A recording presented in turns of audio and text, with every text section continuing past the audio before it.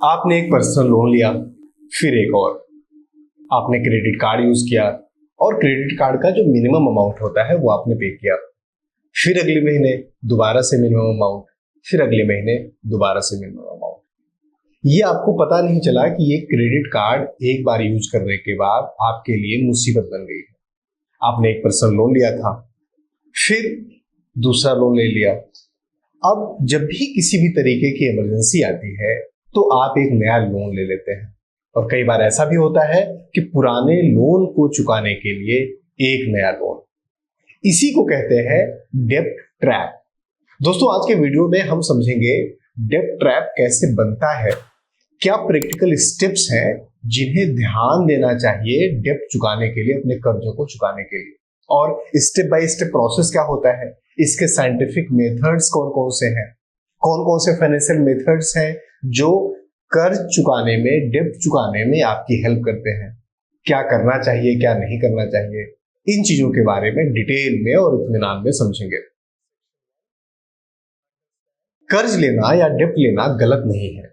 आप अपना कोई बिजनेस स्टार्ट कर रहे हैं उसके लिए कर्ज लेते हैं, आप एजुकेशन के लिए कर्ज लेते हैं, घर बनाना है उसके लिए कर्ज लेते हैं, या कोई बड़ी जरूरत है जैसे बच्चों की पढ़ाई है, अपनी पढ़ाई है, शादी है, कुछ ऐसा है, इन सब चीजों के लिए हम कई बार लोन ले लेते हैं, डेब्ट ले लेते हैं, और इसमें कोई बुरी बात नहीं है। ये बुरा तब हो जाता है जब आप एक डेब्ट के बाद दूसरा डेब्ट इसलिए लेते हैं क्योंकि आपकी ज्यादातर कमाई ईएमआई में जा रही है। एक के बाद दूसरा कर्ज, दूसरे के बाद तीसरा कर्ज हम लेते चले जाते हैं, हम डेब्ट ट्रैप में फंस गए हैं। कौन कौन से ऐसे पहचान होती है कि हमें ये समझ में आ जाए कि अब हम डेब्ट ट्रैप में या तो फंस चुके हैं या फंसने वाले हैं। क्योंकि कई बार आपको पता नहीं चलता कि नॉर्मल तरीके से आप कोई कर्ज ले रहे हो, डेब्ट ले रहे हो उसमें, और डेब्ट ट्रैप में कब आप फंस गए, कब इस एक लाइन, एक बारीक सी लाइन है उसके कब इस तरफ से उस तरफ चले गए, आपको समझ में नहीं आता। अगर आप कंटिन्यूसली अपने क्रेडिट कार्ड का मिनिमम अमाउंट पे कर रहे हैं, हालांकि ये बड़ी बात नहीं है, आपके पास कोई कर्जे नहीं है, आप बिल्कुल कोई पर्सनल लोन नहीं है, कुछ भी नहीं है, लेकिन जो आपका क्रेडिट कार्ड है उसका हर महीने आप केवल मिनिमम अमाउंट पे कर रहे हैं, तो समझ जाइए कि अब आप डेब्ट के ट्रैप में, कर्ज के ट्रैप में फंसने वाले हैं। कई सारे लोन आपके पास है और एक लोन को चुकाने के लिए दूसरा लोन लेना पड़ रहा है, तो आप डेब्ट के ट्रैप में फंस चुके हैं। आपके पास कोई नई चीज आती है, कोई नई इमरजेंसी आ जाती है, या कोई नई रिक्वायरमेंट आ जाती है जहां पर आपको कुछ पैसे चाहिए होते हैं, उसके लिए आपके पास कोई सेविंग नहीं है, कोई इन्वेस्टमेंट नहीं है, या कोई इमरजेंसी फंड नहीं है, और आप एक नया कर्ज ले लेते हैं। भले ही आपको लगता है कि आप अपनी सैलरी से उसे चुका देंगे, आप डेब्ट के ट्रैप में, कर्ज के ट्रैप में फंस चुके हैं। हम डेब्ट के ट्रैप में फंसते हैं, उसका कोई एक रीजन नहीं होता, बहुत सारे और मल्टीपल रीजंस होते हैं। पहला रीजन होता है इमोशनल स्पेंडिंग। कोई भी ऐसी चीज जहां पर हम इमोशनल होकर खर्च करते हैं, ये डेब्ट ट्रैप में फंसने का पहला कारण होता है। जैसे शादी है, कोई गैजेट्स आपने लिए, हॉलीडेज पर आप जा रहे हो, या लाइफ में यार ये तो एक बार होता है, शादी तो एक बार होती है, ऐसा आपके दिमाग में थॉट आता है और उसके लिए आप लोन लेते हैं, तो ये पहला रीजन होता है डेब्ट ट्रैप में फंसने का। दूसरा रीजन होता है पुअर फाइनेंशियल प्लानिंग। हमने अपनी फाइनेंशियल प्लानिंग कभी नहीं करी, हमारे पास खर्चे आने वाले हैं, ज्यादातर हमें पता होता है। जैसे मान लीजिए आप एक सैलरी पर्सन है, आपको पता है कि आप अपने घर में इकलौते अर्निंग करने वाले हैं, आपके बच्चे हैं, अब आपको पता है कि आपका बच्चा आज कितनी एज का है, वो जब ग्रेजुएशन के आसपास जाएगा तो एक मोटा अमाउंट आपको चाहिए होगा। अगर आप उसे किसी प्रोफेशनल डिग्री में कराना चाहते हैं, कुछ उसको सपोर्ट करना चाहते हैं, तो आपको एक मोटा अमाउंट चाहिए होगा। अब आज की डेट से आप उसे प्लान कर सकते थे, लेकिन आपने नहीं प्लान किया। तो हमें ये पता होता है, और ज्यादातर समय हमें पता होता है कि हम डेब्ट ट्रैप में फंसने वाले हैं, या फाइनेंशियल प्लानिंग हमें करनी चाहिए थी, लेकिन हमने फाइनेंशियल प्लानिंग उस समय नहीं की, ये सोचकर कि देखा जाएगा, कर लेंगे, कुछ ना कुछ जुगाड़ हो जाएगा, कुछ ना कुछ व्यवस्था हो ही जाएगा। आपको मेडिकल इंश्योरेंस लेना चाहिए था, हेल्थ इंश्योरेंस लेना चाहिए था, आपने वो नहीं लिया। टर्म इंश्योरेंस लेना चाहिए था, वो नहीं लिया। तो ये जो चीजें होती है, जब हम फाइनेंशियल प्लानिंग ढंग से नहीं करते हैं, वो हमारे डेब्ट की ट्रैप में, कर्जे की ट्रैप में जाने का दूसरा सबसे बड़ा कारण होता है। तीसरा कारण ईएमआई का कल्चर। आजकल हर चीज ईएमआई पे मिल जाती है और ली जाती है, और सब लोग ले रहे हैं ना। अगर सब लोग ले रहे हैं तो मैं पीछे कैसे हटूं? मतलब मैं जूते भी ईएमआई पर ले सकता हूं। मान लो मुझे अपने घर में सामान इकट्ठा करना है, नॉर्मल जो घर की चीजें होती हैं, जो घर के नॉर्मल यूजेस की चीजें होती है, मैं उसकी बात कर रहा हूँ। आपको फ्रिज लेना है, एसी लेना है, आपने फ्रिज ईएमआई पर ले लिया, वॉशिंग मशीन ईएमआई पे ले लिया, ओवन ईएमआई पर ले लिया। तो जब हर चीज आप ईएमआई पे लेते चले जाते हैं तो वो ईएमआई एक्युमुलेट हो रही है ना। फिर आप जूते भी आजकल ईएमआई पे मिल जाते हैं, कपड़े भी ईएमआई पर मिल जाते हैं। बाय नाउ और पे लेटर। आज आप खरीद दीजिए, आज आप खर्चे कर लीजिए और बाद में जब आपके पास पैसे हो तो आप दे दीजिएगा। ये जो ईएमआई का कल्चर है ये हमें डेब्ट ट्रैप में डालता है। और ये डेब्ट ट्रैप आपको एक दिन में नहीं डालेगा, ये स्लो पॉइजन जैसा होता है, वैसा आपको डेब्ट के ट्रैप में, कर्जे के ट्रैप में डालेगा। लेकिन डालेगा जरूर। ये चीज आप लिख कर ले लीजिए, इसको कोई नहीं डाल सकता। हाँ, अचानक से आपकी कोई लॉटरी लग गई, अचानक से आपकी सैलरी 2 गुना हो गई, 3 गुना हो गई, अचानक से आपको बिजनेस में बहुत बड़ा मुनाफा हो गया, 1 लाख लोगों में 1 लोगों को भी शायद नहीं होता, तो फिर अलग बात है, फिर आप डेब्ट के ट्रैप में नहीं फंसेंगे। चौथा जो रीजन होता है डेब्ट के ट्रैप में फंसने का, वो है कि हम इमरजेंसी बफर नहीं रखा हुआ है। जैसे मान लीजिए आपके घर में अचानक कोई एक बंदा बीमार हो गया, अब हेल्थ इंश्योरेंस नहीं था उसके पास, ठीक है, आपके पेरेंट्स हैं, उनका हेल्थ इंश्योरेंस आज की डेट में आप लेने की कोशिश कर रहे हो तो आपको नहीं मिल रहा है, क्योंकि अब उनकी कई सारी बीमारियां हैं, वेटिंग पीरियड है, उसकी ईएमआई भी ज्यादा आ रही है जो आप इंश्योरेंस लेना चाह रहे हो। तो आपको लगता है कि चलो ठीक है, कोई बात नहीं है, मैं जब जरूरत पड़ेगी उस टाइम पे मैं खर्चे उठा लूंगा।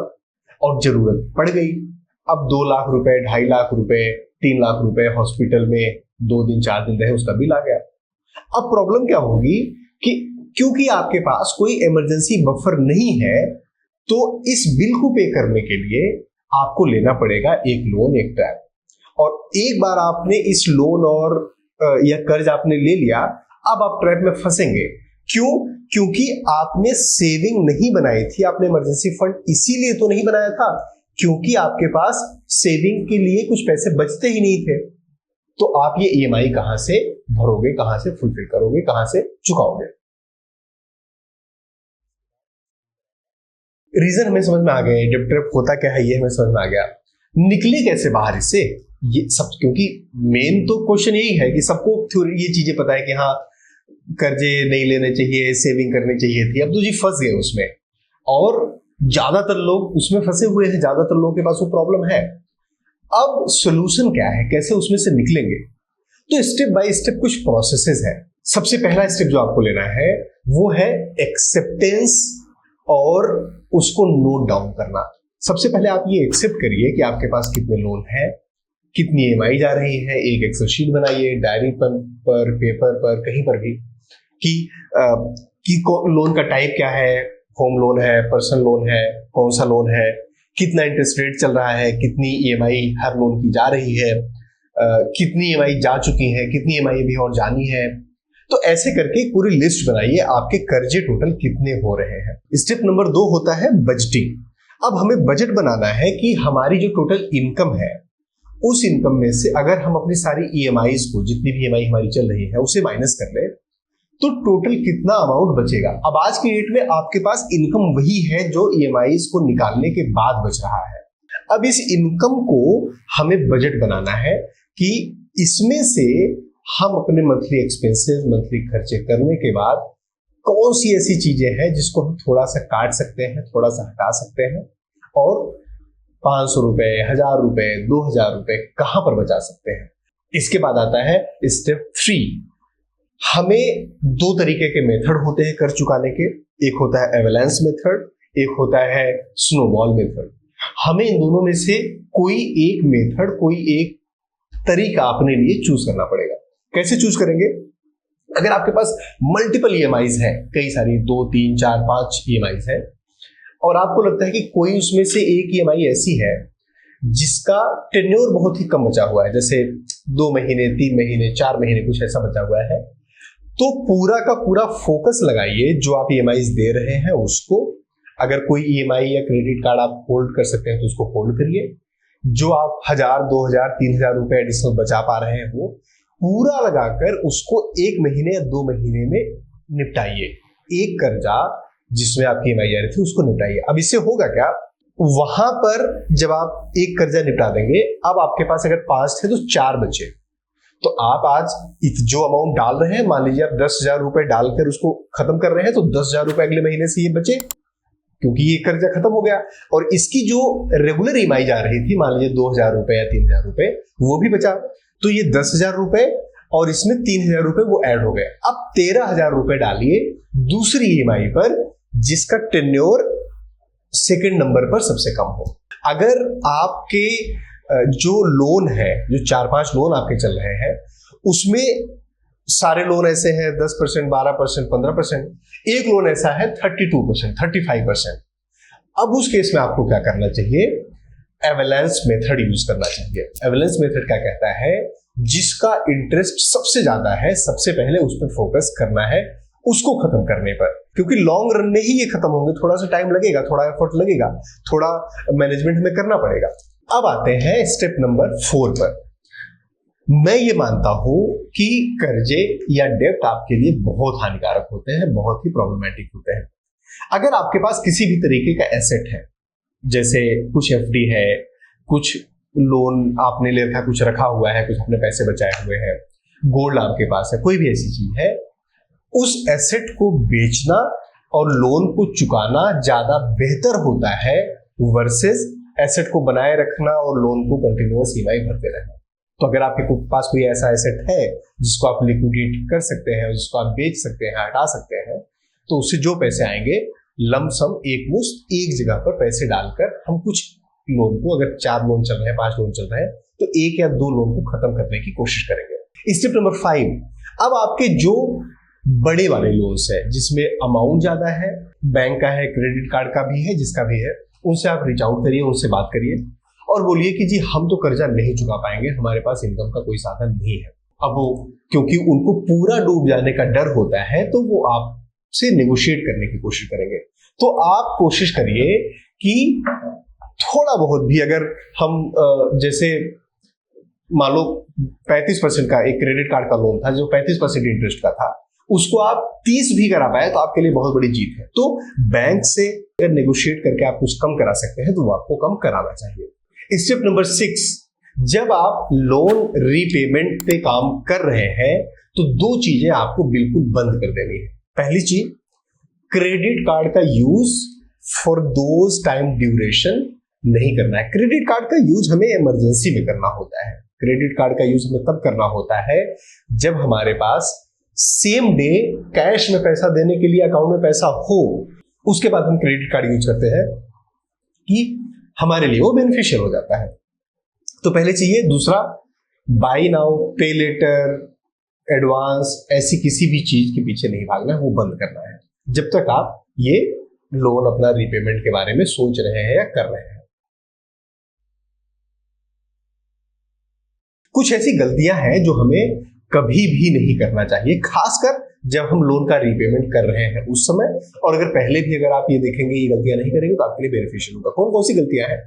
क्रेडिट कार्ड का मिनिमम अमाउंट पे करना, ईएमआईज को बाउंस करना, एक लोन को चुकाने के लिए दूसरा लोन लेना, अपने एक्सपेंसेस को रेगुलर बेसिस पे ट्रैक ना करना और इमरजेंसी फंड ना बनाना।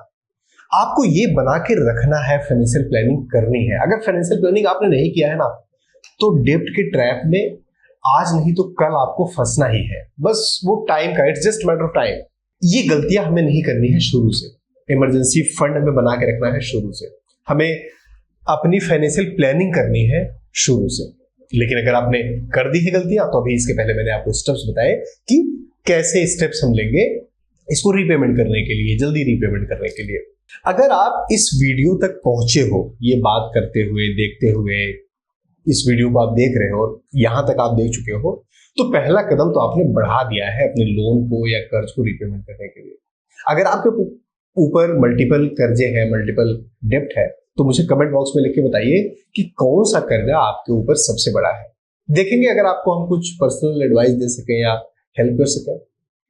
और दोस्तों, मैं आपको हमेशा कहता हूं कि अपनी अपनी फैमिली के लिए, अपने लिए, अपनी इनकम की डिपेंडेंसी के लिए, फाइनेंशियल सक्सेस के लिए, फाइनेंशियल फ्रीडम के लिए इमरजेंसी फंड मस्ट है। एक टर्म लोन लेना मस्ट है। पूरी फैमिली का, पूरे परिवार का हेल्थ इंश्योरेंस लेना मस्ट है। और इन सबसे इतर एक जो बहुत जरूरी चीज है, जिसके बाद आप सारी चीजें कर पाते हो, सारी मेहनत कर पाते हो, वो है अपनी हेल्थ का ध्यान देना। अपनी हेल्थ के बारे में, अपने परिवार के हेल्थ के बारे में सोचना, ध्यान देना बहुत जरूरी है। दोस्तों, इसी तरीके के हमारे वीडियोस को आप देखते रहिए। अपना और अपनों का ख्याल रखिए। Thank you. जय हिंद।